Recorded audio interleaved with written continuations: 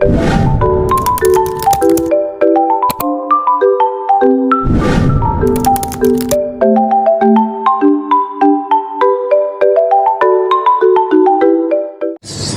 siang, nama budaya. Nama saya Kenli Nama saya Natael. dari SMA Dharma Putra. Ingin mewawancarai dengan Kak Dini. ya. Oke, Jadi pertanyaan yang pertama, kapan gedung ini didirikan, Kak?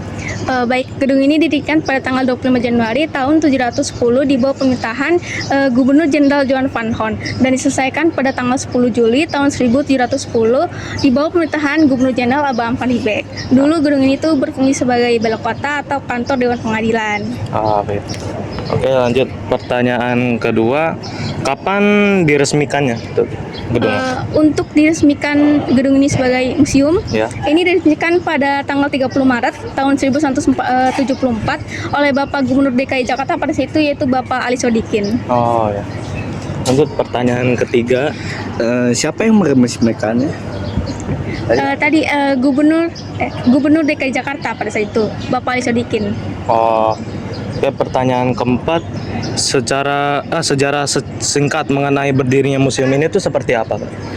Jadi museum ini tuh awalnya kan berfungsi sebagai balai kota, kemudian beralih fungsi lagi menjadi kantor provinsi Jawa Barat, kemudian beralih fungsi lagi menjadi kantor markas logistik Denipong, sampai pada akhirnya tahun 1972 gedung ini diserahkan kepada pemerintah DKI Jakarta untuk direnovasi dan diperbaiki. Setelah itu diresmikan sebagai Museum Sejarah Jakarta pada 30 Maret itu. Oh, lanjut pertanyaan kedua.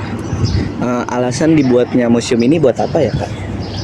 Untuk alasan utama pastinya untuk sebagai media pendidikan para pemuda generasi muda ya. Terus juga ada faktor lain di mana gedung ini menjadi saksi bisu dan juga saksi di mana peristiwa-peristiwa pada masa-masa tersebut terjadi ketika Belanda memasuki Indonesia.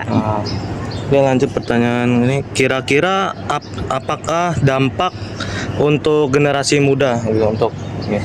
Yang pasti dampak yang paling besar itu sebagai media pembelajaran, karena museum itu kan merupakan media pendidikan paling visual. Jadi anak-anak generasi muda pun dapat melihat dan juga dapat bisa mendengar cerita langsung dari sejarah-sejarah yang ada di museum. Oh ya.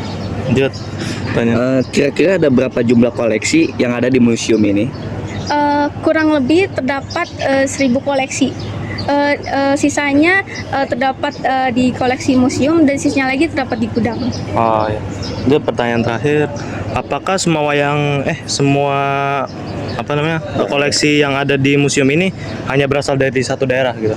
Tidak, karena sejarah Jakarta ini memuat dari semua bagian wilayah yang waktu itu terdampak oleh Belanda, seperti contohnya dari koleksi wabah dari suku Buni atau waduk dari Tanah Liat itu dari suku Buni, itu kan tersebar dari daerah Bekasi, Depok dan sebagainya gitu. Ya. Oke, makasih ya, Kak. Ya. Ya, sekian wawancara dari kami, terima kasih.